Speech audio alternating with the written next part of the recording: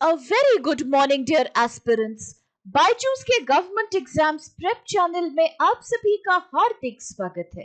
A very warm welcome to all of you in today's lecture on this day in history.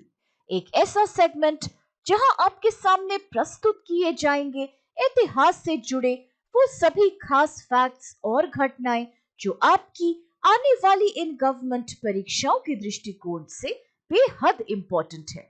Along with this, we will also share some very critical practice questions with you that will be based on all of today's facts. आप अवश्य ही इन सभी प्रश्नों के उत्तर देने का प्रयास कीजिए क्योंकि इनसे आपको बहुत लाभ प्राप्त होगा.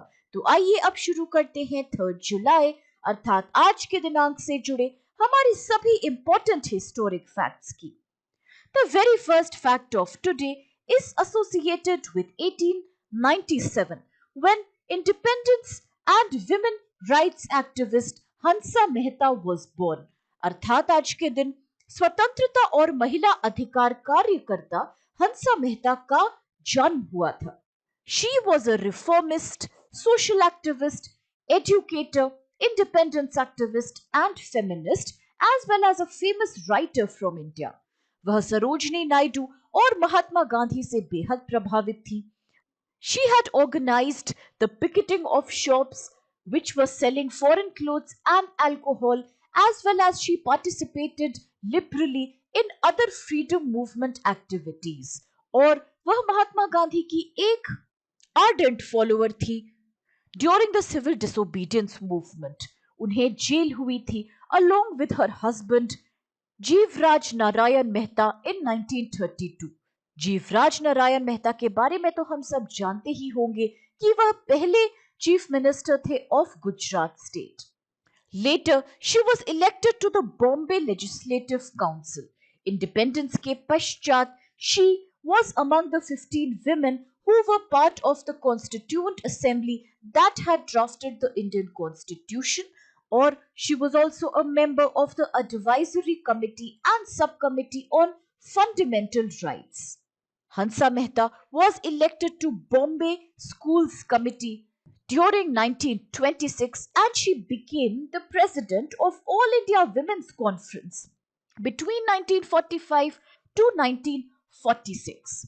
इसके अलावा United Nations human rights commission के इंडियन डेलीगेट के रोल में during 1947 to 48 she was responsible for changing the language of Universal Declaration of Human Rights from all men are created equal to all human beings are created equal, which highlighted her dedication towards promoting gender equality in society. वह हमेशा से ही महिलाओं की शिक्षा, freedom और development का सहयोग करती थी. She became the vice chairman of the Human Rights Commission of United Nations in 1950 and she was also a member of the executive board of UNESCO. उनके essays को कलेक्ट करके पब्लिश किया गया with the title केतलाक लेखो during 1978. उन्हें वर्ष 1959 में भारत सरकार द्वारा पद्म भूषण पुरस्कार से सम्मानित किया गया. और अब इसके साथ आइए आज का अगला फैक्ट देखते हैं जो है संबंधित 1908 अर्थात वर्ष 1908 से जब बाल गंगाधर तिलक was arrested for sedition by the British. अर्थात बाल गंगाधर तिलक को अंग्रेजों द्वारा राजद्रोह के आरोप में गिरफ्तार किया गया था. On April 30th, 1908, two young revolutionaries, Prafulla Chakki and Khudiram Bose, threw a bomb on a carriage in Muzaffarpur in order to kill Chief Presidency Magistrate Douglas Kingsford. परंतु गलती से 2 महिलाओं की हत्या हो गई थी इस इंसिडेंट में.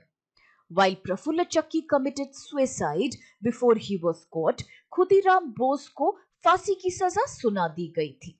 अपने न्यूज़पेपर केसरी में बाल गंगाधर तिलक ने इन दोनों रेवोल्यूशनरीज को डिफेंड किया and also expressed the need for immediate Swaraj और सेल्फ रूल फॉर इंडिया. इस कारण उन्हें सेडिशन के चार्जेस पर ब्रिटिश द्वारा गिरफ्तार कर लिया गया.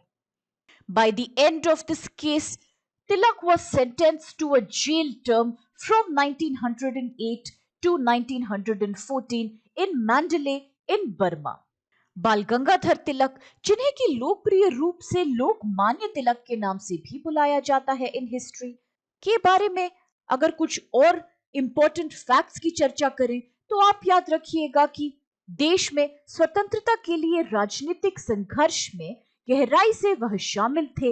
वह पूर्ण स्वतंत्रता या स्वराज के सबसे शुरुआती और सबसे प्रमुख समर्थकों में से एक थे। अपने विचारों के कारण अक्सर उन्हें रैडिकल कहा जाता था।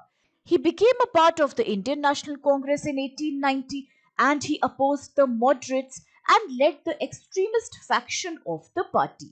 उन्होंने दो जाने माने न्यूज़पेपर्स पब्लिश किए थे। एक का नाम था केसरी, जो कि मराठी भाषा में था, दूसरा था मराठा, जो कि अंग्रेजी भाषा में पब्लिश होता था। Along with Lala Lajpat Rai and Bipin Chandra Pal, he was a part of the Lal Bal Pal trio of leaders with extremist outlooks.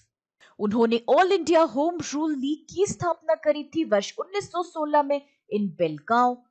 और अगर बात करें उनके द्वारा ऑथर्ड एक फेमस बुक की, तो आप याद रखिएगा कि बुक का नाम है the Arctic home in the Vedas, which was published during 1903।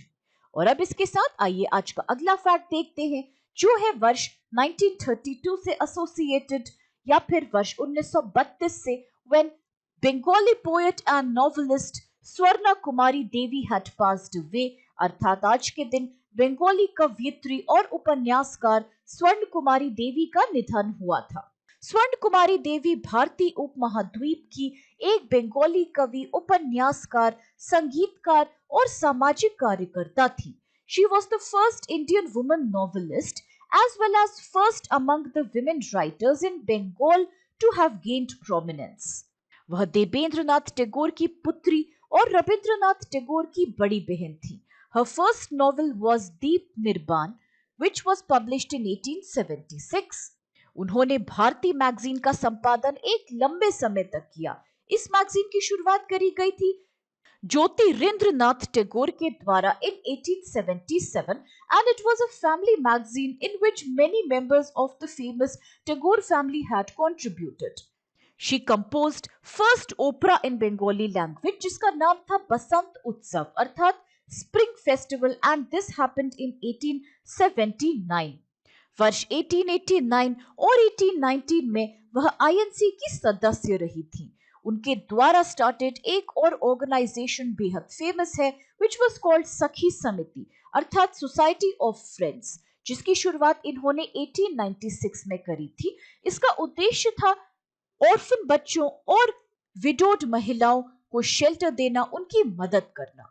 With this अब देखते हैं आज का अगला फैक्ट, जो है एसोसिएटेड 1941 से, when famous Indian film director and script writer Adoor Gopalakrishnan was born. अर्थात प्रसिद्ध भारतीय फिल्म निर्देशक और पटकथा लेखक अदूर गोपालकृष्णन का जन्म हुआ था।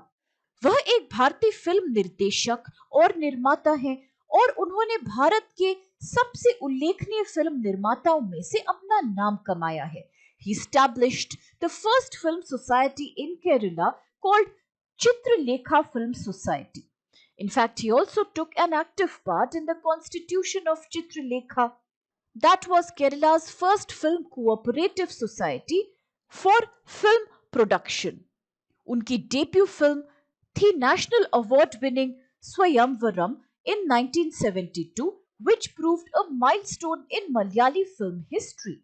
उनकी तीसरी film Elippathayam also won him the well-known British Film Institute Award for the most original and imaginative film of 1982। उनकी पिक्चरें ज्यादातर मलयालम भाषा में होती हैं and they often depict the society and culture of his native state of Kerala। उनकी ज्यादातर films का प्रीमियर हुआ है वेनिस, कांस और टोरंटो जैसे प्रसिद्ध इंटरनेशनल फिल्म फेस्टिवल्स में। In fact, he has also headed the National Film Development Corporation of India between 1980 to 1983।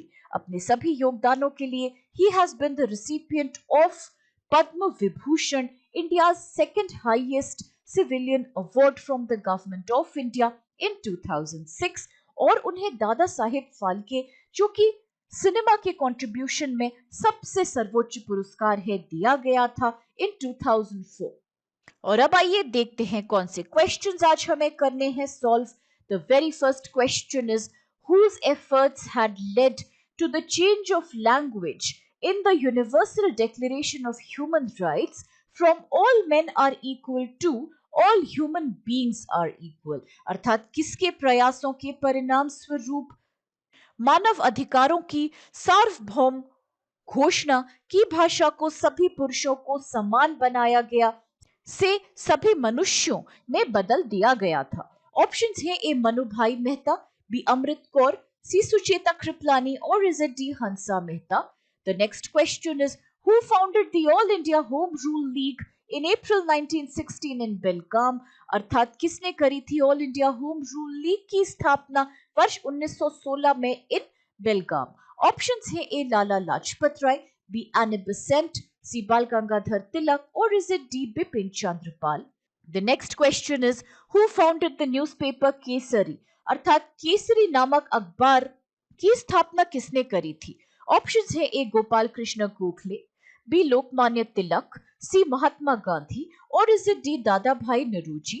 आज का फोर्थ क्वेश्चन है हु हैड एस्टैब्लिश्ड द सखी समिति और द सोसाइटी ऑफ फ्रेंड्स इन 1896। अर्थात वर्ष 1896 में सखी समिति द सोसाइटी ऑफ फ्रेंड्स की स्थापना किसने की थी। ऑप्शंस हैं ए स्वर्ण कुमारी देवी, बी रुखमा बाई, सी रविंद्रनाथ टैगोर और is it D Satyendranath Tagore. With this, the fifth question for today is in which state was Chitralekha film society established। अर्थात जानी मानी चित्रलेखा फिल्म सोसाइटी की स्थापना भारत के किस राज्य में करी गई। ऑप्शंस है A Maharashtra, B Kerala, C Karnataka और is it D West Bengal. And now the last and sixth question for today is which is the second highest civilian award of the Republic of India। अर्थात भारत गणराज्य का दूसरा सर्वोच्च नागरिक पुरस्कार कौन सा है। ऑप्शंस है A Bharat Ratna, B Padma Bhushan, C Padma Vibhushan और is it D Padmashri. And now with all these interesting questions and some very critical facts आज के इस सेशन को हम यही समाप्त करते हैं, इस आशा के साथ कि आप सभी को इससे बेहद लाभ प्राप्त होगा। फ्रेंड्स, अगर आपको वीडियो पसंद आए तो प्लीज आप लोग चैनल को लाइक, शेयर और सब्सक्राइब जरूर कीजिए। With this, have a great day ahead, please stay safe and thank you so much to all of you.